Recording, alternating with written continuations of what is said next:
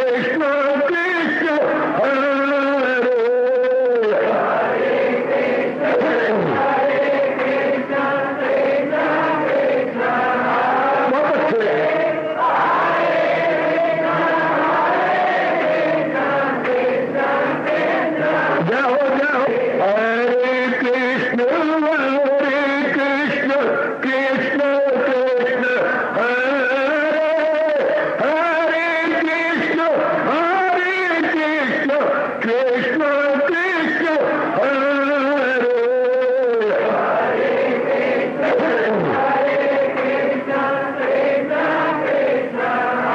बहुत अच्छे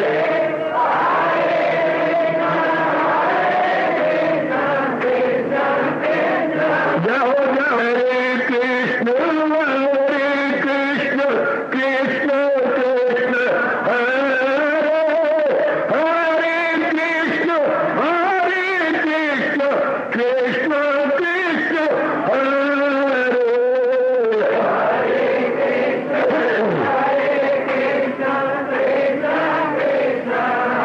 बहुत अच्छे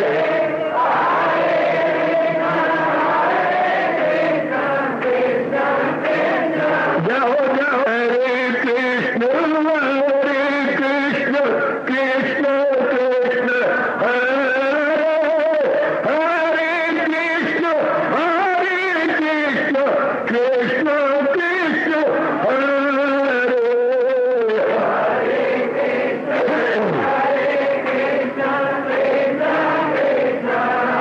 बहुत अच्छे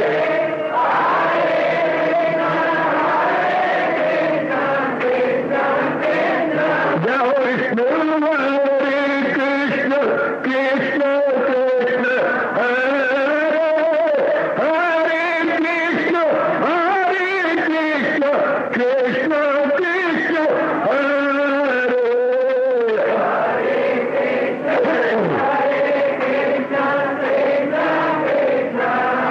बहुत अच्छे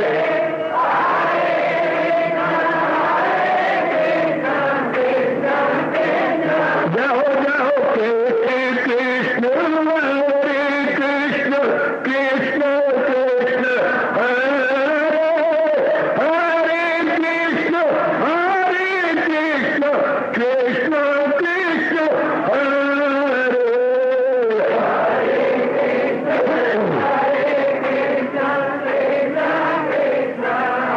बहुत अच्छे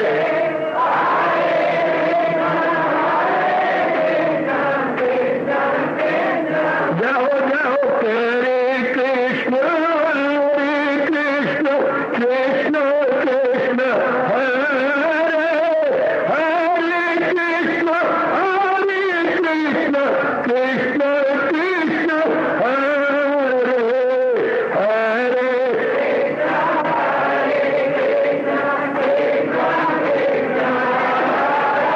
बहुत अच्छे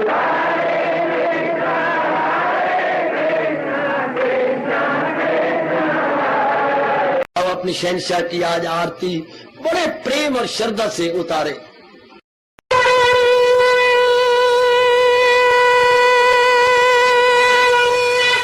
ओम जय जगदीश जय हरे स्वामी जय दीनानाथ हरे भगत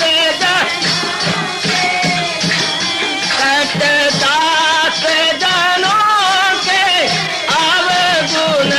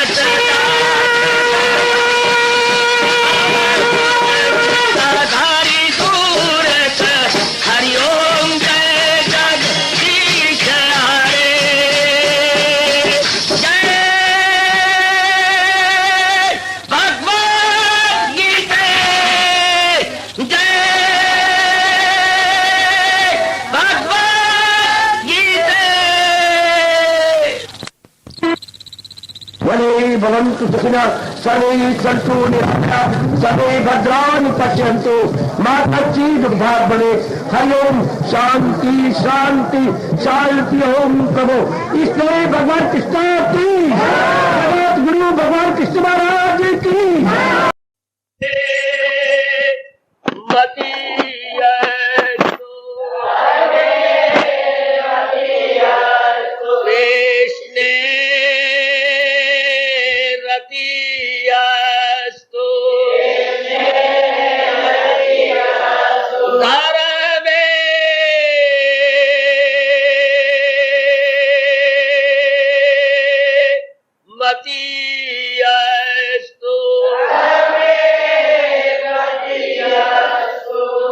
भाग्यशाली देवियों, कल्याणकामी सज्जनों, भगवान जी की विशेष कृपा का लाभ उठाते हुए हम लोग बड़ी एकाग्रता एवं प्रेम पूर्वक अपने ही लोक परलोक बनाने के लिए शरण करने गए। श्री गीता जी का सांख्य योग द्वितीय अध्याय। भगवान वाच हुआ है हमारे कल्याण के लिए, और कल्याण भी तो तब हो ना जबकि मन पूर्ण रूपेण भगवान में लग जाए, और भगवान में भी तो तब लगे जब नाना प्रकार के दुखों से छूट जाए। अगर मन शारीरिक पारिवारिक सामाजिक दुखों में लगा रहा तो भगवान की भक्ति कौन कमाएगा, भगवान की ओर लगेगा कौन।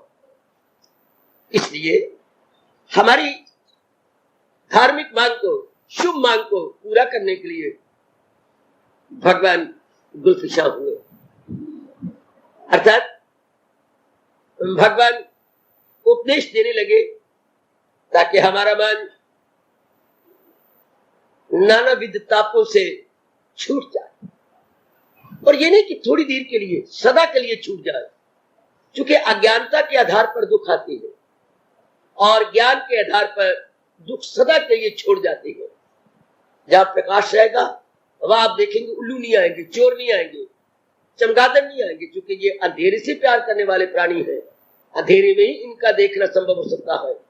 इसलिए जितनी भी नकारात्मक वृत्तियां हैं और तीन ताप हैं, शारीरिक मानसिक और पारिवारिक या सामाजिक, ये केवल अज्ञानता के अंधकार में आती है। मेरे सज्जनों और देवियों, भगवान की विशेष कृपा के फलस्वरूप जब ज्ञान हम ले लेती है, अर्थात हमारी सूझबूझ भगवान जी के अनुसार हो जाती है।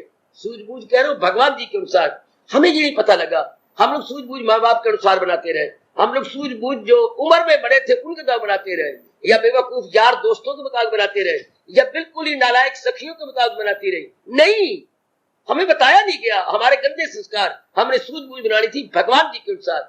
कौन भगवान? जो सृष्टि के बनाने वाला है और जो अपने श्रीमुख से कह रहा है, तू कह मुझको परमेश्वर की अमा या जिसने हस्ती का दरिया न। जैसे पिताजी ने परिवार बनाया तो उनका कहना मानना होता है, ठीक। इसलिए सृष्टि रचयिता भगवान है, उनके अनुसार अपना जीवन बनाना होता है। अपनी बुद्धि, अपने मन और अपने तन को उनके मुताबिक, ये दिमाग में रख लोगा, हमेशा के लिए रख लो। यही भगवान गुरुदेव ने हमारे अंदर बिठा दी। चलाओ अपनी बुद्धि को भगवान के अनुसार, चलाओ अपने मन और तन को भगवान जी के अनमोल उपदेश के अनुसार। वाह, फिर तो मौज बन गई। जैसे आपको पगडंडी पे डाल दिया, ले देवी इस पगडंडी पे चलती रहो, इसके ऊपर ये गाड़ी आपको कहा अरे भाई ये पगडंडी कच्चे रास्ते जाती है, चलते रहना, आगे जीटी रोड आ जाएगी, फिर आपने जिधर जाना हो मुड़ जाना। ठीक है जी, ठीक है, ठीक है, ठीक है। इस तरह भगवान ने ये राह बना दी है, बुद्धि की, मन की और तन की। चलते रहिएगा और भगवान की साथ में आप तलीन हो जाएंगे, पक्के इरादे से कि मैंने इसी पगडंडी पे जाना है। और आपको अमर ध्वनि भी आएगी, तो सब करके छोड़ और ले मेरी तो माँ गाते दामन में मेरे। भगवान जी की पूर्ण पे शरण लेकर के उन द्वारा दिए गए मानसिक और बौद्धिक उपदेश को लेकर बढ़ते रहे। बस जीव का बेटा पार्षद इतनी बात जान जाए कि मैंने हर कीमत पर भगवान जी के अनमोल उपदेश के अनुसार जुटना है, बस, नाइदर मोर नॉट लेस। ये बात समझा कि अब शेष जीवन जो मेरे इष्ट देव भगवान कृष्ण बता रहे उनके अनुसार जुट जाना, लग जाना, जीव का बेड़ा पार। सिर्फ इतनी सी बात, क्या मैंने जुटना, लगना, बढ़ना, अर्थात बुद्धि में इरादा रखना है तो भगवान जी के अनुसार, मन में विचार करने हैं तो भगवान जी भगवत संबंधी, और कर्म करने हैं तो भगवत संबंधी। वह इसके से जीव का कल्याण हो गया। जीव बड़ी जल्दी अपना कल्याण कर ले। सिर्फ इतनी सी बात बैठ जाए कि मैंने मूर्ख जहान के मूर्ख लोगों की तरह अपने जीवन को बर्बाद नहीं करना। मैंने भगवान जी के इन शब्दों को चितार्थ करना है कि बड़ा आदमी जो उसे सारी दुनिया करेगी कबूल। मैंने स्वीकार करना है केवल भगवान के उपदेश को और उसके अनुसार अपने जीवन को गुजार देना, बस। फिर जीव के क्लेश और ताप दूर हो जाती है, मन केंद्रीभूत होकर के भगवान की भक्ति में लग जाता है। लोग किस तरीके से भगवान क्लेशों को दूर करती हैं और हमें चोटी का ज्ञान प्रदान करती हैं। तो भगवान की शैली देखिए, कितनी अच्छी शैली, या बताने की स्टाइल कितनी अच्छी है। तो हमने इस बात पर विचार किया कि भगवान ने कहा दुख मैंने नहीं बनाया, दुख अज्ञानता से पैदा होती है। अच्छा, और ज्ञान मिल जाने पर दुख खत्म हो जाती है। तो दुख भगवान ने ये भी स्पष्ट कह दिया, दो तरफ से आती है। एक तो जो हमारे साथ जिंदा है, जिनके साथ हमारा उठना बैठना है, हमारे माँ बाप, हमारे बहन भाई, हमारे जितने नजदीकी है, इनकी कमियों को देखकर या इनके अपने मुताबिक प्रतिकूलता को देखकर तब हमें दुख होता है। और जो शरीर छोड़ गए हैं उनके उपकारों को याद करके हमें दुख होता है। तीसरा दुख कोई नहीं होता है। दो प्रकार के दुख जो हमारे साथ है जब वो हमारे अनुकूल दिखाई नहीं देते। इतना अच्छा शब्द है एक राष्ट्रभाषा का, अनुकूल, हमारी स्वीट विल के अनुसार नहीं होते। और फिर दूसरा दुख कहां से आता है, बड़ा रुलाता है ये भी, नींद भी नहीं आती रात को, जब शरीर छोड़े हुए के उपकार याद आते हैं जो हमें छोड़ गए हैं। हम चाहते नहीं थे कि हमें छोड़ जाए, लेकिन हम तो अज्ञान नहीं, हमें तो जिंदगी का पता है, मौत का पता ही नहीं। वाह, हम ये जानते हैं कि दिन होना चाहिए, रात ही होनी चाहिए, वे जिंदगी हो, मौत ना हो। इसलिए उनका जाना हमें अखरता है, अच्छा नहीं लगता। अब भगवान जी देखो कैसे जो जिंदगी में है उनका गम नहीं करना चाहिए, अच्छा जी, और जो छोड़ गया उनका गम नहीं करना चाहिए। किस तरीके से इस गम को दलीलें दे दे करके दूर करते हैं। न त्वेवाहं जातु नासं न त्वं न इमे जनाधिपा न तयेव न भविष्याम सर्वे वयम् अतः परम्। हरि ओम हरि ओम तत् हरि ओम तत् सत्। देखो मेरे भगवान की स्टाइल, उपदेश देने का ढंग, उपदेश देने का सलीका, उपदेश देने की शैली बहुत कमाल की। किस तरीके से शुरू किया, अज़ल से थी मौजूद हस्ती मेरी, अज़ल से थी मौजूद हस्ती तेरी, ये राज़े सभी और ये खल्क़ तमाम हमेशा से है और रहेंगे मदाम। अज़ल कहती है जब से मैंने सृष्टि बनाई, फ्रॉम द वेरी बिगिनिंग, अनादिकाल से, क्या यूं समझ लीजिए, जब से भगवान ने इस सृष्टि को रचा, from that very period, from that very time.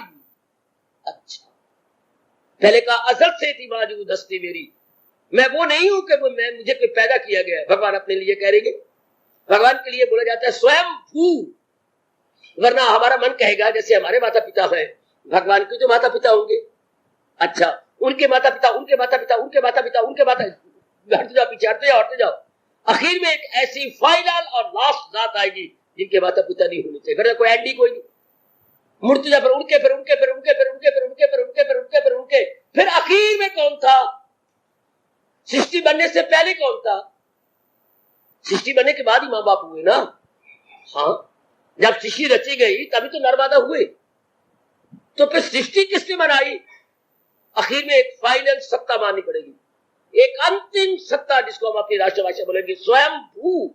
स्वयं ने अपने आप, भू मेरे प्रकट हो जाने वाला, जो अपने आप प्रकट होता है, उसे कोई प्रकट नहीं करता, वो अपने आप में आप ही निराकार है, आप्त काम है, पूर्ण काम है। ये दो एडजेक्टिव भगवान को दिए गए, पूर्ण काम, आप्त काम, पाक पेट में था, पाद है, वो अपने आप में परफेक्ट है, अपने आप में मुकम्मल है, इसलिए उन्हें पूर्ण कोई काम करते थे। वो इसलिए नरकों की मूर्खताओं को दूर करने के लिए स्पष्ट कर देते हैं गीता में, मैं सारे जहां का हूँ, माता पिता में दादा हूँ, सबका मैं हूँ आसरा। माँ बाप भी कहा और फिर निकल गए पीछे, मैं पितामह भी हूँ। वो ये ना कहे कि मेरे माँ बापों के माँ बाप हो गए, ना ना ना, मैं खुद ही अपना माँ हूँ, मैं खुद ही अपनी बाप हूँ और खुद ही अपना पितामह हूँ, चूंकि मैं अनादि शुरू से ही था। सृष्टि नहीं थी तो भी थे, अगर सृष्टि बन गई है सजनों देवियों ध्यान से सुन लो, तभी है। सृष्टि में प्रलय हो जाएगा, भगवान फिर भी रहेंगे। मैं अव्वल में आखिर में हूँ, धर्मी है, उसको भगवान कहती है। दुनिया में दूसरी सत्ता नहीं हो सकती जो आदि में भी हो, मध्य में भी हो, अंत में भी हो। किसी एक का नाम ले जरा, नहीं हो सकते। अगर आप बड़ी मारेंगे कहेंगे ब्रह्मा विष्णु महेश, नहीं, भगवान ने अपने में से प्रकट किए हैं। ब्रह्मा विष्णु महेश की स्वतंत्र सत्ता नहीं है। एक बार बड़ा सही होगा, इनकी स्वतंत्र, जैसे नारी की पति से स्वतंत्र सत्ता नहीं होती। अगर आज मेरी बेटियों में बेवकूफी से अपनी स्वतंत्र सत्ता मानने की बेवकूफी हुई तो फिर तलाक भी होने शुरू हुई, आपस में संबंध विच्छेद हुआ, आपस में क्लेश हो गए। हमारा वैदिक धर्म तो यही कहता आ रहा है कि नारी का अस्तित्व नर से अतिरिक्त कुछ नहीं होता। जैसे जीवात्मा पुकार के कहती है कि मेरी हस्ती तेरी हस्ती से जुदा कुछ भी नहीं, नारी भी यही कहती है कि मेरी शादी हो गई, अब मेरी हस्ती तेरी हस्ती से जुदा कुछ भी नहीं, आपसे अलग नहीं हूं मैं आप ही का रूप हूं, आपकी कामनाओं का मैं साकार रूप हूं। आपने कहा मेरी शादी हो, हाँ भगवान ने मुझे भेज दिया। आपने कहा मुझे खुशी मिले, भगवान ने मुझे भेज दिया। आपने कहा मेरा कोई साथी हो, भगवान ने मुझे भेज दिया। आपने कहा मेरे दुख सुख में मिलने वाला हो, भगवान ने मुझे भेज दिया। आपकी अपनी काम, औरत कहा करती थी, हाय कहे, आपकी अपनी आंतरिक कामनाओं का मैं साकार रूप हूं। I am the embodiment of your internal desires and internal wants. इंसान की आंतरिक कामनाओं का साकार रूप नारी है। और अगर इंसान आंतरिक कामना खत्म कर दे तो मेरी बेटी हो, मुझे माफ करो, नारी की सत्ता खत्म। अगर हम अपनी आंतरिक कामना खत्म कर दे, बिल्कुल आंतरिक कोई कामना न रहे, पूर्ण रूप में महाराज जी के आश्रित हो जाओ, इस बेचारी की सत्ता खत्म। ये तो आपकी अपनी आंतरिक कामना है। जब आप भगवान का पूरा सहारा नहीं लेते और बाहर रहती है, अपनी वृत्ति को बाहर लगाती है, तो नारी आपके लिए अनिवार्य हो जाती है। नारी अनिवार्य अर्थात यू कैन नॉट अवॉइड, ये आपके जीवन साथी हो जाती है, हमराही, लाइफ कंपेनियन, क्योंकि आंतरिक कामनों को पूरा करने में आपका पूरा पूरा साथ नारी देती है। इसलिए इसे क्या बोला गया, नारी भी नहीं कहा गया, अर्धांगनी, आपकी बेटर हाफ, आपका आधा शरीर। शाबाश, कितना ऊंचा दर्जा आपको दिया नहीं दिव्य।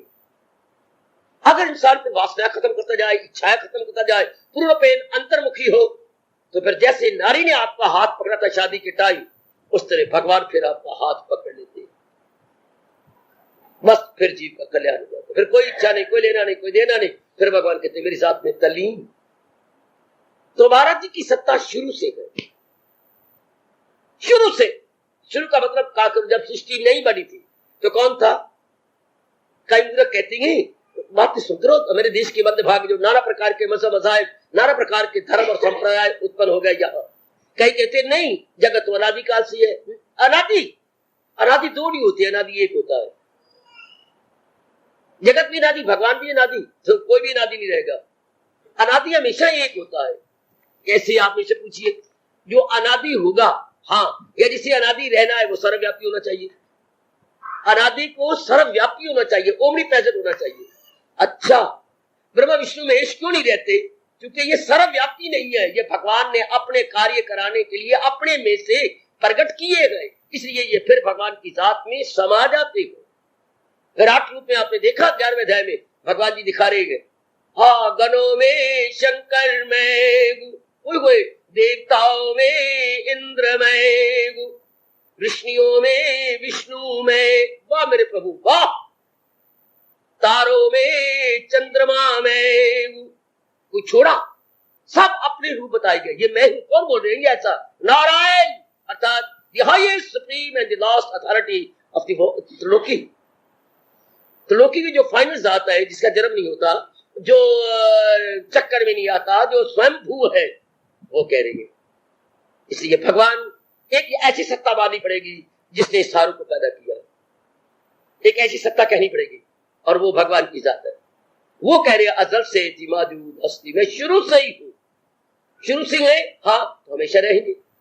सृष्टि नहीं थी तो उन्होंने बनाई, सृष्टि हमेशा, जिस सृष्टि के बाद भगवान ही रहेंगे। आगे एक बात और कही, अजल से थी मौजूद, अजल से थी मौजूद हस्ती तेरी। ये तो बात खराब हो गई। अभी मैंने फिर अपनी बात को काट दिया, फिर भगवान क्या कर रहे हैं? मैं भी था, तू भी था, ये क्या बात बनी? एक मिनट की, मैंने अभी भी कहा दो सर्वव्यापी, दो ओमनी प्रेजेंट नहीं हो सकते, एक ओमनी प्रेजेंट होगा। सर्वव्यापी के भी दो भी होंगे। दो फर्स्ट तो एक आदमी कहता है नहीं, दुनिया भी सर्वव्यापी है, दुनिया भी अनादि है और भगवान भी अनादि है। तो उससे ये पूछना चाहिए, हाँ अनादि होने के लिए सर्वव्यापी चाहिए ना, सर्वव्यापिकता चाहिए, वो ओमनी प्रेजेंस हो। हाँ ओमनी प्रेजेंट प्रकृति भी हुई, तो भगवान सर्वव्यापी है तो प्रकृति कहां रहेगी? शर्मिंदा होकर अपनी आंखें नीचे कर देगा। If the God is omni present, हाँ व्हाट अबाउट नेचर? नेचर कहां एग्जिस्ट करेगी? अगर वो सर्वव्यापी है तो प्रकृति कहां गई? कोई जगह तो है नहीं कि जहां प्रकृति भी अपने आप को रखे। चबले मार देती है वो, तो गीता कृष्ण उन्हें शर्मिंदा कर देती है। या तो कहे भगवान सर्वव्यापी नहीं, सर्वव्यापी तो होंगे नहीं तो मर जाएंगे। बाकी सब शरीर छोड़ देते हैं क्योंकि वो लोकल होते हैं, स्थानीय होती है। और जो सर्वव्यापी हो तो फिर तो कोई स्थान ही नहीं रहा प्रकृति का। प्रकृति उन्हीं में नजर आती है, उन्हीं ने अपने में से प्रकट की है। जैसे माँ की गोद में आगे बच्चा बिठा दो तो देखने में तो बच्चा नजर आ रहा है, लेकिन है माँ से निकला हुआ, माँ की गोद में, और माँ का दूध पीता हुआ। प्रकृति भगवान में से भगवान पर और आखिर में भगवान में समा जाएगी। पानी का बोला पानी में से पानी पर और पानी में विलीन हो जाता है। वाह, उसे अलग नहीं, उसे जुदा नहीं है, इनसेपरेबल। प्रकृति उन्हीं में है क्योंकि भगवान सर्वव्यापी है। तो जो चीज भी आप देखोगे उसमें देखोगे। इस बात को बिठाइए अपनी बुद्धि में। प्रकृति भगवान जुदा नहीं, प्रकृति महाराज जी ने अपने में से प्रकट की है। जैसे रुले भवर तरंग लहरें पानी में ही नजर आती है, पानी से अलग इनकी कोई सत्ता नहीं, क्योंकि पानी ही इनकी जान प्राण है। प्रकृति पुरुष भगवान ही इनकी जान प्राण है। अब ये जो कह दिया कि अजल से माधु जस्ती माधु तेरी, अर्थात तू मेरे से अलग नहीं है, क्योंकि मैं हमेशा रहने वाला हूं और तू मुझसे अलग है ही नहीं। तो तू हमेशा समझाने का ढंग, दोनों दो सर्वव्यापी नहीं होते, सर्वव्यापी एक होता है और वो भगवान की जात है। अब जो कुछ भी नजर आएगा वो उन्हीं में नजर आएगा, उन्हीं में। जैसे नदी कहे ऐ बुलबुले मैं भी था और तू भी रहेगा, क्योंकि तू मेरे से उत्पन्न होता है, मेरे पे रहता है, मेरे से अलग होता नहीं, और फिर आप मेरे में ही अपने आप को तलीन कर देता। इस अवस्था में इस स्टेज पे कहा जा रहा है कि अर्जुन तुझा ध्यान दे, तेरी जो असल जान प्राण है वो तो मैं हूं, मैं ही आत्मा बन के तेरे इस मुर्दा शरीर को चला रहा हूं। तो वो अंदर वाली जात और ये बाहर जात दो थोड़ी है। अर्जुन तू ध्यान से देख, धर्म हमें क्या कहता है कि दो चीजों को अलग कर लो। जैसे रसोई में पड़ा हुआ पोना हमें क्या कहता है, हर पीने वाली चीज को छान लो। भले पोना बोले नहीं, पर पोने का गुण, पोने का स्वभाव मेरे दिव्य सज्जनों बोलता है कि हर पेय, हर ड्रिंकेबल चीज जो है उसको आप छान लो। छानने का मतलब क्या होता है, जो चीज अनवांटेड है, हमारे शरीर की सेहत को बिगाड़ने वाली होगी, वो ना उसे ऊपर रख लेगा, और जो चीज पेय है हमारे लिए स्वास्थ्यप्रद है वो क्या होगी, वो ऊपर नीचे चल जाएगी। अच्छा बस वो ये कहता है, तो धर्म भी यही कहता है कि तुम मेरा सहारा लो। अच्छा, वो बताएगा कि भगवान ने बड़ी होशियारी के साथ दो चीजों को आपस में मिला दिया है, और मैं तुम्हें बताऊंगा कि तुम्हें क्या लेना और क्या छोड़ देना। भगवान ने जड़ और चेतन दोनों को घी खिचड़ी की तरह एक में कर दिया। जैसे आप खिचड़ी बनाते हैं, कुछ चावल कुछ दाल और उसमें घी, और वो एक मेक हो जाती है। एक मेक आप समझती हैं? हाँ, लेकिन अगर चमचे से आप ध्यान से देखें, हाँ ये दाल है, दाल भले ये मूंग की दाल धुली हुई है सफेद सफेद, और चावल भी सफेद सफेद है, और घी ने इनको आपस में इंटरमिंगल किया हुआ। हाँ, लेकिन अगर हम ध्यान से चमचे का सहारा लेके अलग अलग करें, सेपरेट करें या एनालाइज करें, तो पता लगता है ये दाल है, ये घी है, ये चावल है। तो धर्म इसी तरह चमचा काम करता है। धर्म एनालाइज करता है, विश्लेषण कर देता है, क्या ये जड़ है और ये चेतन। फिर हम धर्म से पूछते हैं ये कैसे, जो जड़ को चलाए वो चेतन, और चेतन को चलाने वाला और कोई चेतन नहीं होता। बिजली को चलाने वाली कोई और बिजली नहीं होती। बिजली इक्विपमेंट्स को चलाती है, उपकरणों को चलाती है। ओए अब कितने बिजली के यहाँ पॉइंट है, ये सारे जड़ है। हमारे ऊपर सीलिंग फैन भाग रहा है, सीलिंग फैन को तो ये धोस सा नजर आता है, हाँ, और ये पर है, इन पर वो घुमा कर रहा है, अंदर बिजली के कॉइल्स है, उनमें करंट आती है, हाँ, और करंट में जुम्बश आ जाता है। इससे ये जुम्बश के साथ ये लगे हुए पर, ये भी घूम जाती, जुम्बश, उनमें हरकत। जैसे हमें कभी कभी बैठे बैठे हम यूं जाते, यूं कभी तो शरीर ऐसा होता है कि हम ऊपर से सारा शरीर हमारा यूं, तो जो हर समय अगर यूं हो जाए, हर समय हम यूं हो जाए, तो बिजली में जुम्बश रहता है और उसके साथ ब्लेड्स लगे हुए वो घूम पड़ते हैं, ऐसा हो। तो अब हम पता लग गया कि ब्लेड जो है ये जड़, ये बिल्कुल टीन की तरह लोहे के है, बिजली इनको घुमा रही है। इससे शरीर हमारा जड़ है, धर्म बता रहा है, और आत्मा जो शक्ति है वो बुद्धि को, मन को, तन को, जो 3 ब्लेड है घुमा रही है। We are also got 3 blades, बुद्धि, मन और तन, ये चल रही है भगवान की शक्ति के साथ से। जब हम कहते हैं मेरी माँ मर गई, ये हमारी बेवकूफी है ऐसा कहना। माँ का मर गई, अगर मेरे जैसा हो या कोई और विचारवान हो तो क्या माँ का मर गई? माँ नक से शिख तक सारी तो है। क्या माँ का अंगूठा कट गया है या पैर कट गया, जांघें कट गई? नहीं तो ना बोलो, माँ तो मेरे सारे अंग है, तो मर के गई। आप कहते माँ मर गई, माँ नहीं मरी, यूं बोलो, माँ को चलाने वाली शक्ति चली गई। अब तो बात बनी ना, ये धर्म ने बताया, समझाया कि जो जड़ शरीर को चलाने वाली शक्ति होती है वो छोड़ देती है, वैसे बिजली चली जाती है। हाँ, तो फिर ये सारे पंखे जो पर है धीरे घर खड़े हुए, इसमें से कई बार जहाँ आप सुन देखती हैं घटा टोप अंधेरा हो जाता है। क्या हुआ? बिजली गई, करंट गई। हाँ, इस तरह शरीर की करंट को हम आत्मा बोलते हैं। आत्मा छोड़ दिया तो बस आंखें यूं जाएंगी, ये गर्दन है यूं जाएगी, सारा शरीर पथरा जाएगा, अर्थात इसकी हरकत ही खत्म। और अंदर जो खून नाड़ियों में भाग रहा है वो भी वहीं का वहीं स्टॉप। जहां खून जा रहा है वहीं जम जाएगा, पानी पानी हो जाएगा, यानी सारा अंदर का सिस्टम ही छुट्टी। उसी के बदौलत सब कुछ हो रहा है। ये धर्म बताता है।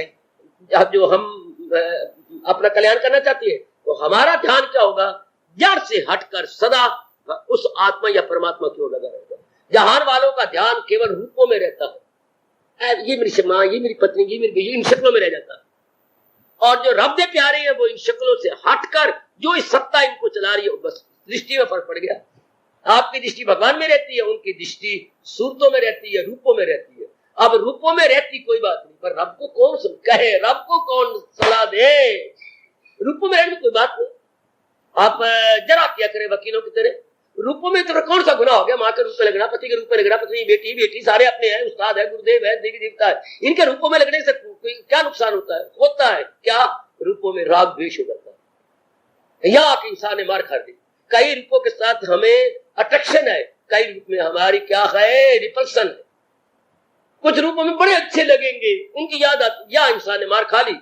बार बार पत्नी को देखने का दिल करेगा, पति को देखने का दिल करेगा। हाँ, देवर को नहीं दिल करता, देवर अच्छा नहीं है, चूड़ा है, गंदा है, गालियां देता है। हाँ, देवर भी तो रूप रखता है लेकिन अच्छा नहीं होगा द्वेष।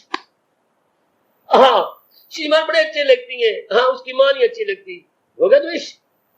आए मेरे पास भगवान के लिए 2 वृत्तियां ना बनाता, रूपों का चिंतन करना कोई बुरा नहीं, रूप में व्यवहार कीजिए। इसलिए तो रब कहता है क्या, इसी में तो अर्जुन जो खलकत तमाम पराग गंगा रहती है, ये समझ। सवेरे शाम इंसान की जिंदगी क्या, सारी जिंदगी ही इसी अट्रैक्शन, रिपल्शन, राग और द्वेष, रगबत या नफरत में कट गई और मारा गया बुरी तरह। बिना तलवार, बिना अस्त्र शस्त्र इंसान मारा गया राग द्वेष के कारण। अब जब भगवान का चिंतन करते तो क्या हो रहा है? देख लो देख लो देख लो, भगवान का चिंतन करने से राग भी कम होता जा रहा है और द्वेष भी घटता चला जा रहा है। ये दोनों खोटी, गंदी, अत्यंत हानिकारक वृत्तियां जा रही।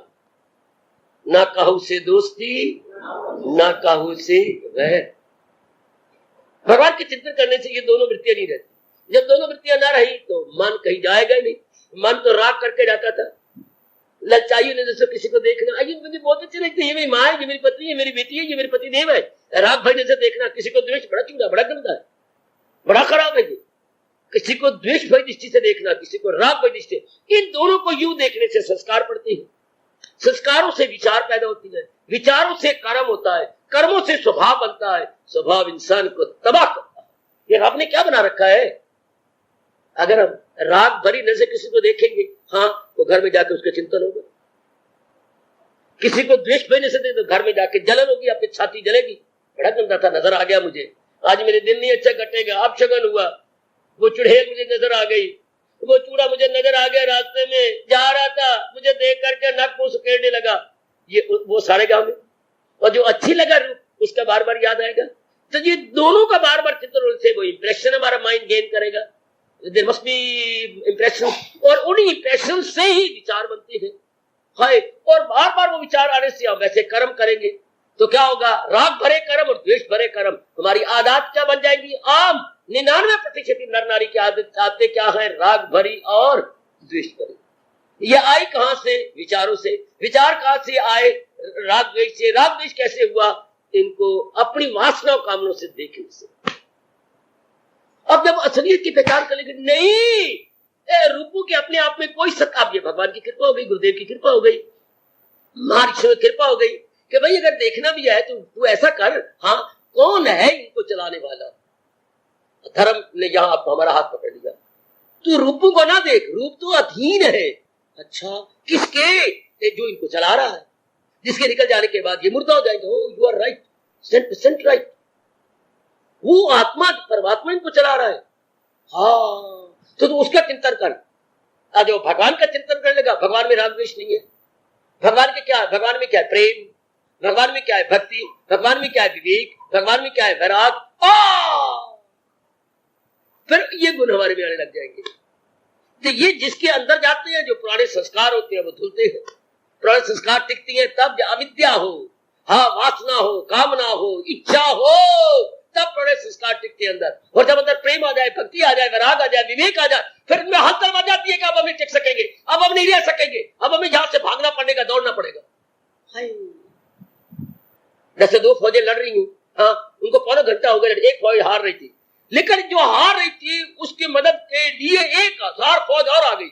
अब इस फौज में भगदड़ मच जाएगी कि इतनी फौज और आ गई, हमें मार देगी, टुकड़े कर देगी, ये भाग लेगी, दौड़ जाएगी। जब अंदर से ये पॉजिटिव वृत्तियां आ जाती हैं, फिर संसार की वृत्तियां सब भाग जाती हैं, क्योंकि दोज आर ऑल नेगेटिव, और नेगेटिव में पावर नहीं होती, पॉजिटिव मोर पावरफुल। इसलिए हमें महापुरुष किया गया, भगवान का चिंतन करो।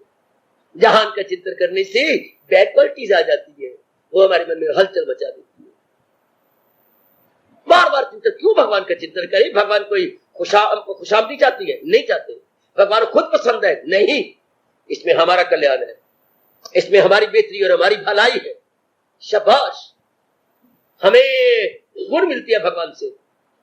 पिताजी से क्यों प्यार करते हो तुम? पिता गोदी में जाते हो, इससे प्यार करते हो, पिता पीठ पर बैठ जाते हो, क्यों? पिता आपकी सारी फरमाइशें पूरी करता है।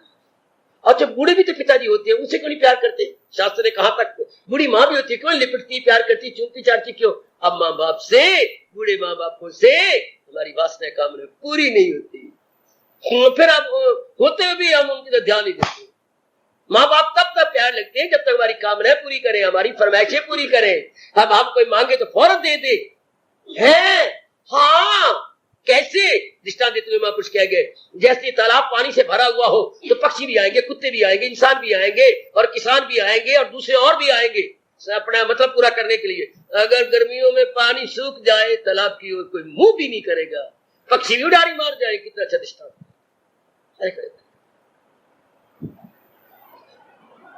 पानी से भरे हुए तालाब में नाना प्रकार के प्राणी आती हैं, जमीन वाले प्राणी, उड़ने वाले प्राणी, जल वाले प्राणी, थल वाले प्राणी और आकाश वाले प्राणी, सारे तालाब के नजदीक आएंगे। और जब पानी सूख जाए कोई भी नहीं आता, मेंढक भी वहां से भाग जाते हैं। माँ बाप से ख्वाहिशें पूरी होती रहे तो माँ बाप अच्छे लगते हैं। बूढ़ी उम्र में माँ बाप नहीं अच्छी, कामना पूरी करने में असमर्थ हो गए। दांत गिरे और खुर घसे, दृष्टांत कैसे बयान कर दिया? दांत गिरे और खुर घसे, पीठ बोझ न ले, ऐसे बूढ़े बैल को कौन भूसा दे। पहले बैल को बहुत कुछ दिया जाता, क्योंकि किसान की कामना पूरी करता। बैल धक्के खा रहा है, रूढ़ी पे खड़ा है, इर्द गिर्द सुखी हुई घास खा रहा है, उसको पहले बहुत कुछ दिया जाता था। क्योंकि वो किसान के काम आता था। अब वो बूढ़ा हो गया, उसके दांत भी गिर गए, उसके खुर भी नहीं रहे, वो चल नहीं सकता, हल में जुट नहीं सकता, बेचारा धक्के खा रहा। ये बातें देखकर जीव रब रब करने के लिए मजबूर हो गया। तो दो सत्ता हो गई, एक जड़ एक चेतन। लेकिन जड़ की सत्ता इसलिए नहीं है कि वो चेतन के अधीन है। जड़ अपने आप में कुछ नहीं, जैसे मैंने कहा जड़ की जुदागाना हस्ती नहीं, जैसे नारी की पति के अतिरिक्त कोई हस्ती नहीं। पत्नी की शादी हो गई, पति के अतिरिक्त कोई सत्ता नहीं, इंडिपेंडेंट सत्ता नहीं है। अच्छा, इस तरह हमारे जड़ शरीर की आत्मा से इंडिपेंडेंट सत्ता नहीं है। इसलिए कहा जाता है इसका चिंता ना करो, जो स्वतंत्र है उसका चिंतन करो, क्योंकि वो गुणों वाला है या अवगुणों वाला है या आश्रित है और वो सहारा देने वाला है, इंडिपेंडेंट है, वो इंडिपेंडेंट है। अजल से थी मौजूद हस्ती मेरी, भगवान ने अपने लिखा। फिर दूसरे इंसान के लिए कहा अजल से थी मौजूद हस्ती तेरी, जो तेरी हस्ती है वो मेरी हस्ती ही है। जो भगवान कह रही है जो तेरे अंदर हस्ती है, जो सीढ़ी को चला रही है, वो मैं ही तो हूं, मैं ही तुझे चला रहा हूं। तो फिर इंसान की हस्ती और भगवान की हस्ती दो ना हुई, एक हो गई। औरत की हस्ती और मर्द की हस्ती दो ना हुई, एक हो गई। हाय, औरत की जान प्राण कौन है? पति। और पति की जान को प्राण कौन है? वो आप ही तो है। तो दो ना हुए, एक हो गए। अब आगे फैले ये राजे सभी और ये खलकत तमाम, जितने तो नजर आ रहे अर्जुन, ये राजे रुजे, इनकी सत्ता कौन है? मेरे मालिक आप हमेशा से हैं और रहेंगे। ये पहले भी मेरी शक्ति रूप में थे, ये मर जाएंगे आप तो भी मेरे नहीं रहेंगे। इन्होंने जाना कहां है? बुलबुले मर जाएंगे तो कहां रहेंगे? पानी में। आए कहां से थे? पानी में। और नजर किस में आ रहे हैं? पानी में। ये सारा जहान किस में नजर आ रहा है? भगवान में। अब किस में नजर आ रहा है? भगवान में। और जब प्रलय हो जाएगी तो फिर क्या? भगवान में वापस हो जाएंगे। तो बिगड़ा क्या? कुछ नहीं बिगड़ा। मरा कौन?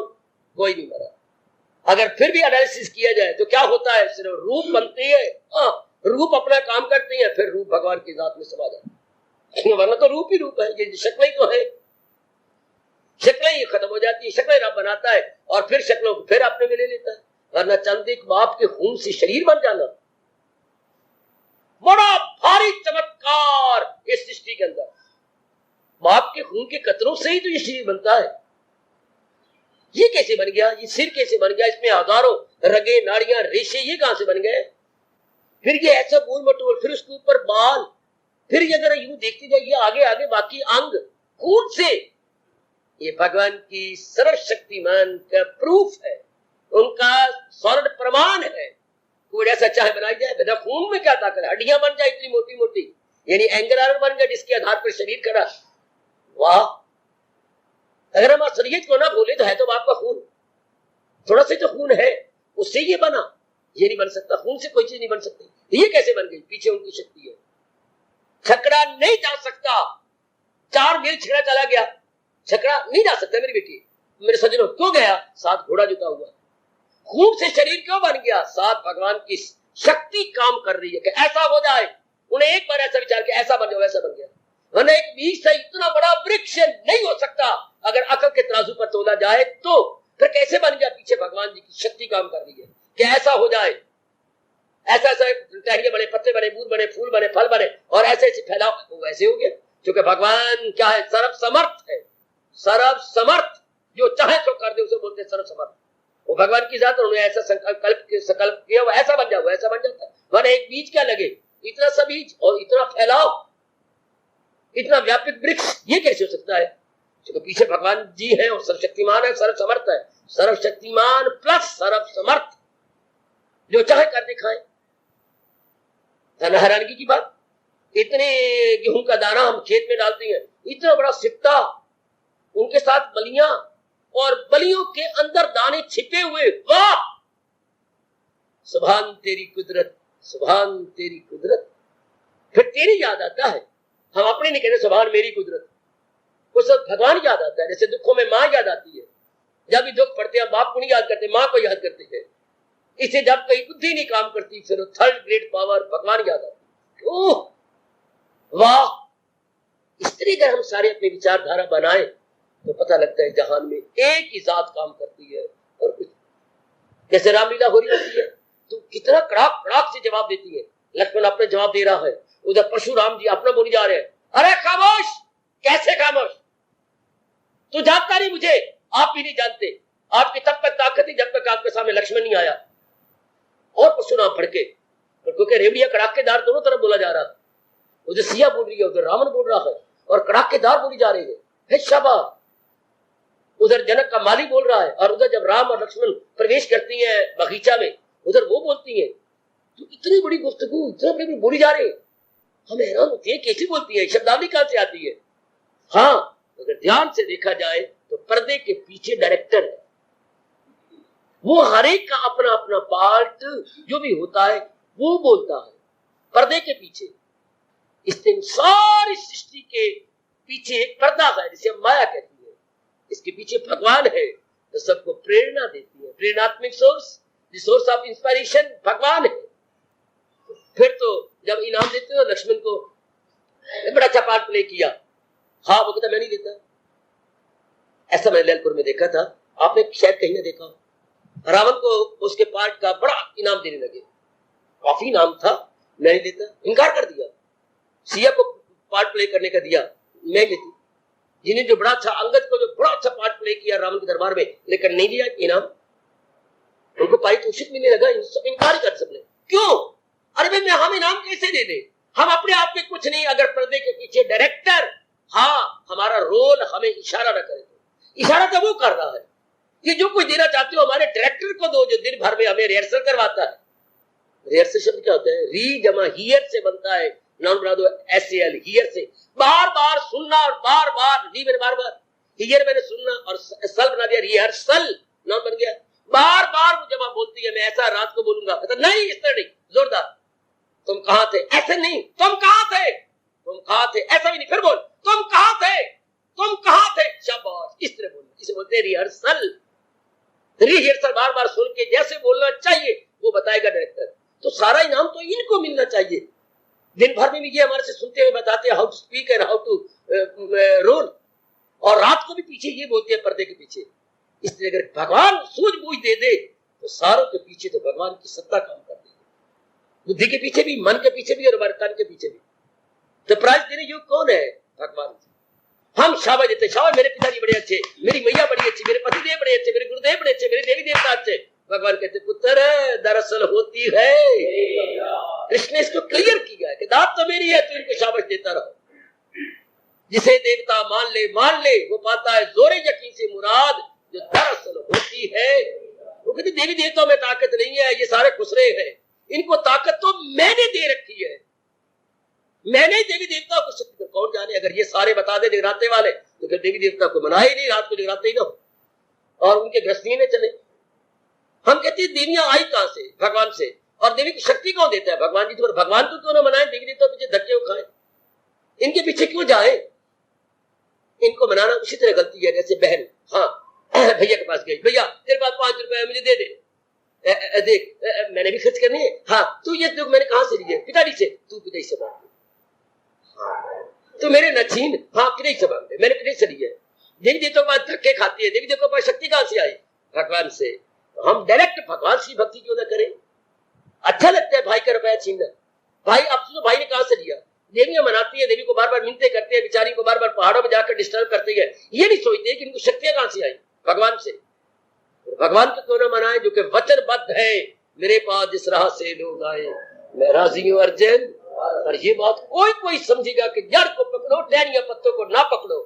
जड़ को पकड़ने से लोग भी बन जाएगा, परलोक बन जाएगा। समझाने वाले नहीं समझाते, उनको फिर उल्लू नहीं सीधे होते हैं। सच्चियां बातें बता दे तो और अगर सच्ची बात ले ले तो जहान नहीं चलता, क्योंकि जहान तो झूठ और अज्ञानता के आधार पे चल रहा। अगर सच्चाई की पता लग जाए तो फिर भगवान किसको कहेंगे जहालत उर्फा पे? तो दुनिया के चक्कर में आई, जहालत गई, भगवान जी में ज्ञान आया, और ज्ञानवान तो भगवान की भक्ति करेगा, भगवान में लग जाएगा, क्योंकि ज्ञानवान असलियत की पहचान कर लेता है। सो देवियों, असल जात किसकी? भगवान की। पहले किसकी थी? जहां नहीं तो भगवान की। अब किसकी है? बस अब अगर ये जान ली जाए कि भगवान के साथ काम कर रही है तो इसके लिए रब ने कहा वो तन मन से करता है, अपनी भक्ति कही है। फिर ये नहीं कहा कि देवी देवताओं की भक्ति करेगा, ये नहीं कहा कि कहीं और में धक्के खाएगा, तन मन से करता है भक्ति मेरी। पर ये ऐसा कौन जानेगा जो पुरुषोत्तम इस तरह जाने मुझे, दिले हक नजर से जो माने, जो इस तरह जान जाता है विचारों से पहले भी तुम्हारे विचार है, लेकिन वो दूषित विचार, अज्ञानता के आधार पे आए हुए विचार है। मेरे देवियों, मेरे सज्जनों, अब ये ज्ञान के आधार पर भगवान जी के विचार आ जाते हैं, तो फिर मन बुद्धि holy and solely inclined towards almighty, यही भगवान चाहते हैं। इस आधार पर भगवान का फरमान देखिए कैसे अज्ञानता दूर कर रहे हैं, कैसे ज्ञान देने का तरीका। देखिए ज्ञान देने का तरीका, जैसे हमें बीमारी हो गई, बीमारी के विशेष प्रकार के कीटाणु होते हैं, बीमारी के विशेष प्रकार के कीड़े, कीट अणु, कीट मैंने कीड़े, अणु मैंने छोटे छोटे, वो अंदर हो गए, उससे बीमारी पड़ गई। अब डॉक्टर साहब टीका भरती है, टीके लिक्विड है, उन्होंने अंदर भरा, ये अंदर क्या कर रही है, मैं टीका दे रहा हूं। डॉक्टर सबको एनालिसिस करना चाहिए, भाई तेरे अंदर बीमारी के विशेष प्रकार के कीटाणु है, अच्छा, और वो बढ़ते जा रहे हैं, अच्छा, अब मैं भी जो दवाई दे रहा हूं इसमें भी कीटाणु है, जो विशेष प्रकार के लिक्विड डॉक्टर साहब ये नाड़ी में देते हैं, नाड़ी में खून है और कीटाणु खून में चले गए हैं, उनके अंदर मेजॉरिटी हुई पड़ी है, उसने हमारे शरीर को एबनॉर्मल या असामान्य कर दिया है। अब जो लिक्विड अंदर जा रहा है खून के अंदर, अब ये पावरफुल कीटाणु अंदर जा रहे हैं खून में, अंदर बीमारी कीटाणु, अब ये पावरफुल कीटाणु क्या होगा, लड़ाई हो जाएगी दोनों की आपस में, और वो 2-2 घंटे बाद 3-3 घंटे बाद फिर टीका लगाएंगे, अंदर परमाणु पावरफुल और गए, बीमारी घटती जाएगी। क्या मतलब, अंदर बीमारी वाले कीटाणु मरते चले जाएंगे। ऐसे 2 फौजी आपस में लड़ती हैं, यही तो टीके का हाल है। अच्छा, विचार करो बच्चे, ये टीके में क्या ताकत है कि हमारी बीमारी दूर कर देती है? टीका नहीं, लिक्विड में कीटाणु है, अगर आप दूरबीन से देखो तो आपको कीटाणु भागते हुए नजर आएंगे। अच्छा, वही डॉक्टर साहब हमारे टीके से, सुई से, वो हमारी खून की नाड़ी में दे रहे हैं, बार बार देती है, और वो कमजोर होते हैं, ये पावरफुल है, बस वो खत्म हो जाएंगे। जैसे 2 फौजें लड़ी, एक फौज की ज्यादा आ गई, एक फौज मरने लग गई, इसकी हेल्प आ नहीं रही, उधर की फौज ज्यादा आ गई है, तो हावी आ जाएगी, ओवर पावर हो जाएगी, तो वो मारी जाएंगे, इनकी जीत हो जाएगी। तो बार बार जो पावरफुल कीटाणु है वो टीके द्वारा अंदर जा रही है, और वो कमजोर होते जाएंगे, बीमारी हावी हो जाएगी, हाँ, बीमारी भाग जाएगी या मर जाएगी, खत्म हो जाएगी। ये है, इस तरह भगवान जी का चिंतन करते थे, भगवान में गुण है, गरज जानदारों में जो है सफात है, उन सब का मंबा मेरी बाकी था। भगवान कहते जहां भी किसी में कोई गुण है, माँ बाप बहन भाई गुरु इत्यादि में, वो सारे भगवान के दिए हुए, जो भगवान ने उनको अधिकारी समझा। तो जब भगवान का चिंतन होगा तो भगवान तो गुणों का घर है, वो गुण हमारे में प्रवेश करेंगे।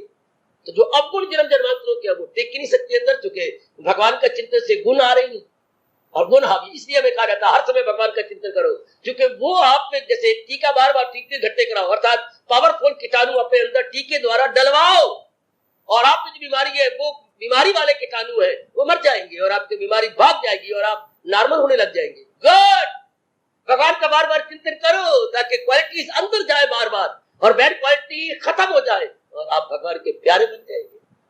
भगवान के प्यारे वही होती है, भगवत वाले नहीं, ये मालाओं वाले नहीं, जिनके अंदर पावरफुल विचार है, पावरफुल क्वालिटीज है। इसलिए आज पखंड बहुत है, असलियत बहुत कम। हमें क्या पता लगे ये महात्मा है या क्या है, इसके अंदर क्या पावरफुल थॉट है, पावरफुल डिसीजन है, ये क्या पता लगे। वरना महात्मा बने का, भक्त बने का मतलब ही यही, जो महाराज जी के संपर्क में रह करके, जो प्रभु का चिंतन कर करके अपने में क्वालिटीज लाए हुए हैं।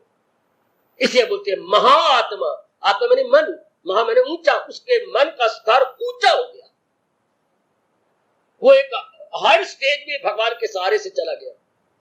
तब वो लोअर स्टेज जितनी बातें हैं सब खत्म। हम अम्बाला को छोड़ करके शिमले चले जाए तो एक जमीन के लेवल से हम ऊंचे चले गए। शिमला भी तो जमीन के लेवल है, पर वो ऊंचा हो गया, जमीन से कई सैकड़ों फुट ऊंचा। तो ऊंचे का नियम यही होता है, higher we go cooler it would be, जितना हम ऊंचा जाएंगे उतनी ठंड पाएंगे। विचारों में भी जितना ऊंचा इंसान उड़ेगा उतना ठंड पाएगा, उतनी शांत होगा। अब इन सारी बातों के पीछे कौन काम कर रहा है? भगवान, उसी की सत्ता। तो अब भगवान देखो अज्ञान को दूर करके ज्ञान कैसे दे रहे हैं। अज्ञानता में दुख है, अज्ञानता में रोना पीटना होता है, जिंदा जो है इनका क्या बनेगा, जो मर गया इनका क्या बनेगा। इस दुख को दूर करने के लिए ज्ञान चाहिए, और ज्ञान भगवान कैसे दे रहे हैं? मैं भी हूं अर्जुन, और तू भी गए, और ये राजा सभी, और ये खलकत तमाम ये भी गए, पर इनकी असलियत क्या है? हाय इनकी असलियत बड़ी तो खुश होती है। हाँ, मेरे कानों कांटे देखो, मेरे गले का श्रृंगार देखो, हाँ मेरी ये जो लटक रही है मेरे मौत के अंदर ये देखो, मेरे जो चूड़ा देखो, हाँ अब तुझे बड़े खुश है, चूड़ा दिखा, कभी ये दिखा, कभी छाप दिखाओ, कभी कान के दिखाओ, कभी गले का दिखाओ। हाँ, जो दाना होगा ना वो आएगा, बेटी कैसी बातें करती है, हाँ ये तो सब सोना ही सोना है, सोना न होता तो ये श्रृंगार तरह बनता। अब एक की दृष्टि क्या है, जेवरों पर, भूषणों पर है, एक की दृष्टि उससे बने हुए सोने पर। अब जो सोने पे दृष्टि करेगा वो श्रृंगार को अच्छा नहीं समझेगा, जो कारण की तरफ नजर मार लेगा तो श्रृंगार। अब आपकी दृष्टि सिर्फ श्रृंगार पे होती है, जो कि सुंदर आप नजर आती है, ये समझती है कि मैं इनसे सुंदर लगती हूँ। आपकी दृष्टि भूषणों पर हो गई, एक दृष्टि जिससे भूषण बने सोने पर, इतने महापुरुषों ने कहा। एक की दृष्टि भगवान पे हो जाती है, एक की दृष्टि रूपों पे हो जाती है। लेकिन रूप बने कहां से? भगवान से। ये आपके जेवर बने कहां से? सोने से। एक स्वर्ण दृष्टि, एक जेवर दृष्टि। जेवर दृष्टि इंसान को उलझाएगी राग द्वेष में, और सोने दृष्टि भगवान जीव को असलियत में ले जाएगी। एक भगवत दृष्टि और एक रूप दृष्टि। अब भगवान भगवत दृष्टि से कह रहे गए, अजल से थी मौजूद हस्ती मेरी, और अजल से थी मौजूद हस्ती तेरी, और ये राज्य सारी दुनिया आ गई, सारा जहान आ गया। ये राज्य सभी और ये खलकत तमाम क्या क्या हमेशा से है और रहेगी। पहले भी थे, बाद में भी रहेंगे। ये किस रूप में? रूप में नहीं रह सकते। रूप पहले भी नहीं था, हाँ, और आखिर में भी नहीं रहेगा। जो इसको चला रही है सत्ता वो पहले भी थी, अब भी है, और शरीर के छूट जाने के बाद भी रहेगा। सो वैदिक धर्म हमें कारण की ओर ध्यान दिलाता है कि वो रूट काज, शरीर का रूट काज क्या है और जहान का रूट काज क्या है, सीधी रूट काज। इसके आदि कारण, इनका आदि क्या है, इनका मुख्य कारण क्या है? तो हिंदू धर्म कारण की ओर देता है, और बाकी जो है वो गुणों की ओर, कोई गुणों की ओर ले जा रहा है, कोई अभ्यास की ओर ले जा रहा है, कोई तप की ओर ले जा रहा है। हिंदू धर्म कहता है तप करो बाद में, अभ्यास करो बाद में, पहले ये देखो कि जड़ क्या है, चेतन क्या है, कारण क्या है, कार्य क्या है, काज क्या है, और इसका इफेक्ट क्या है। जिसने काज जाना वो इफेक्ट से हट जाए, जिसने कारण जाना वो इससे हट, जहान से उसका मन हट गया तो राग द्वेष खत्म। राग द्वेष खत्म तो हर समय आपका अपने आप ही होगा हरे कृष्ण हरे। अब हरे कृष्ण का मतलब क्या? वो जो इन सारों का आदि कारण है मैं उसका चिंतन कर रहा हूँ, जो इन सारों का आदि कारण है मैं उसका चिंतन कर रहा हूँ। कोई हरे कृष्ण क्या कर रहा है? जो इन सारों का आदि कारण है, I am remembering of that, जो इनके मरने के बाद भी रहेगा, I am remembering of that existence, जो इस समय भी इनको चला रहा है, मैं उन्हीं को याद कर रहा हूँ, उन्हीं के लिए कह रहा हूँ हरे कृष्ण हरे। अर्थात मैं असलियत को ना भूलूं, मैं असलियत को याद रखूं। जैसे एक बच्चा पढ़ लिख के आया 10वीं क्लास करके, और पिताजी उसके कपड़े काम करते हैं, हाँ, अब आके बैठा है तो समझे पुत्र ये देख कपड़े यहाँ 3 प्रकार के हैं, 3 प्रकार के पिताजी, हाँ ध्यान दे, इन कपड़ों को बोलते हैं सूती कपड़े। ये जितने भी धाक लगी पड़ी है नाना प्रकार के रंग रूप की, ये सूती कपड़े हैं। अच्छा पिताजी, हाँ, और ये जो बीच में लगे ये सब जो है ये वो भगवान आपको बता रेशमी कपड़े हैं, और जो इधर 3 धाके लगे पड़ी है ऊनी कपड़े। अच्छा पिताजी, ये 3 प्रकार के कपड़े हैं।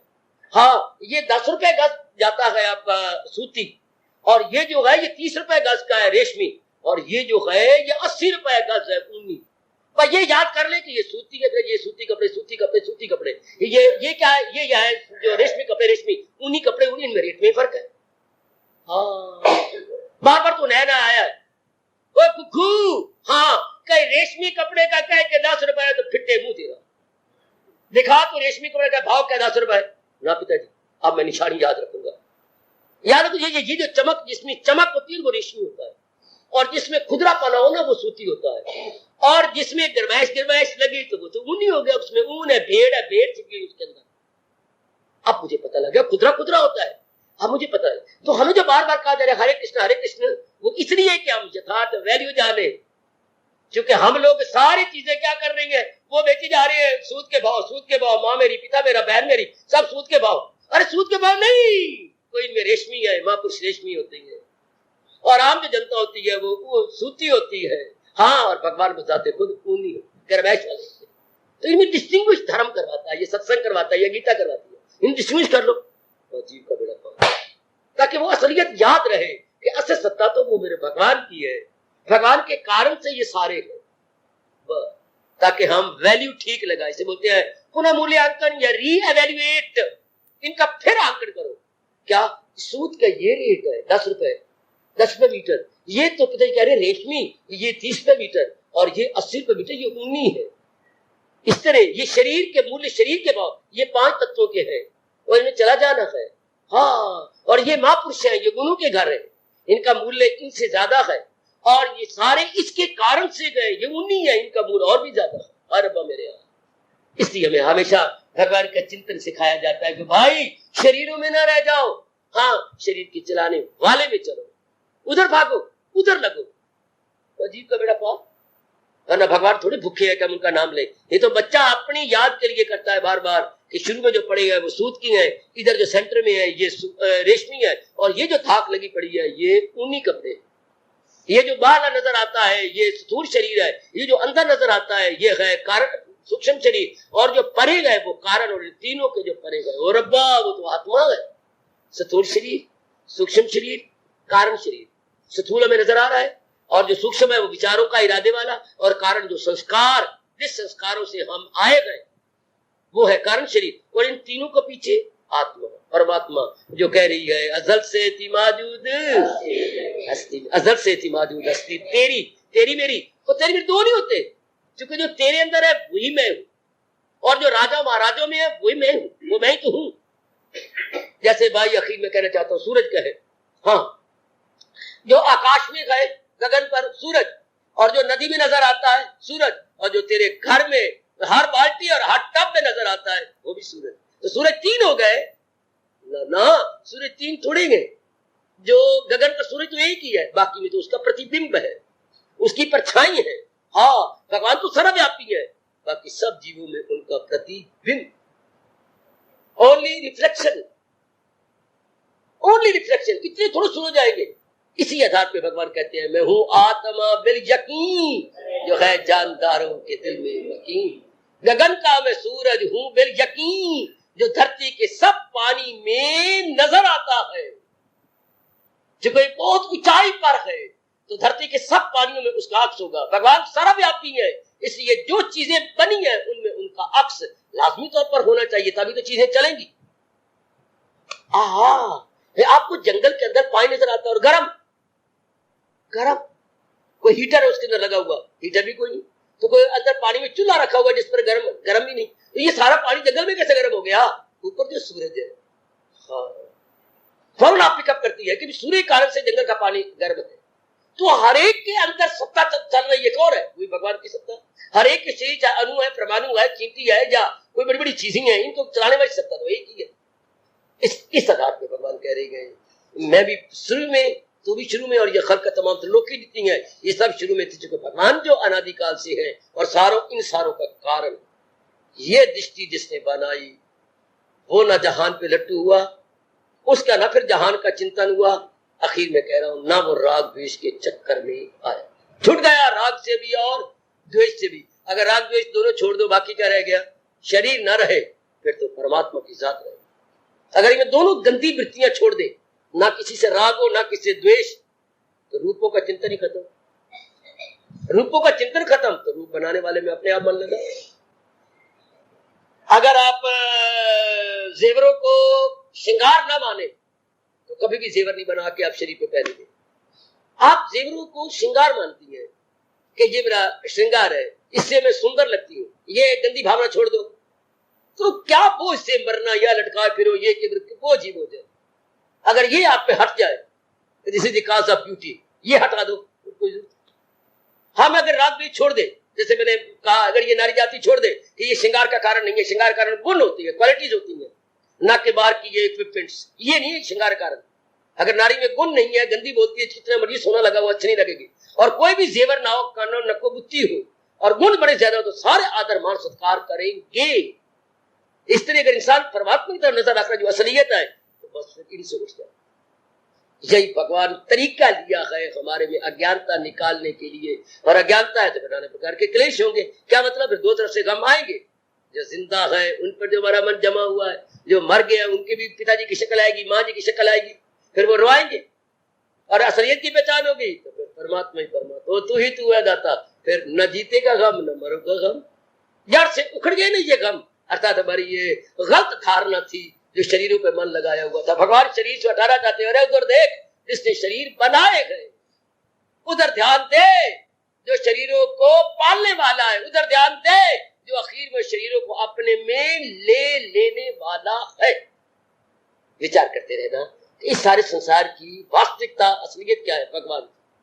ऐसा जिसने सुना, ऐसा जिसने चिंतन किया, ऐसा जिसने मनन करके मन में बिठा लिया, उसके लिए परमात्मा कहते हैं। उसकी अज्ञानता गई, अज्ञानता गई तो फिर ज्ञान बस गया मन के अंदर। वो क्या करेगा? तन मन से करता है भक्ति। यही भगवान चाहते हैं कि हम जिंदगी के दिन काटे तो कर सच्चे दिल से। बस हार्दिक धन्यवाद, हार्दिक आशीर्वाद।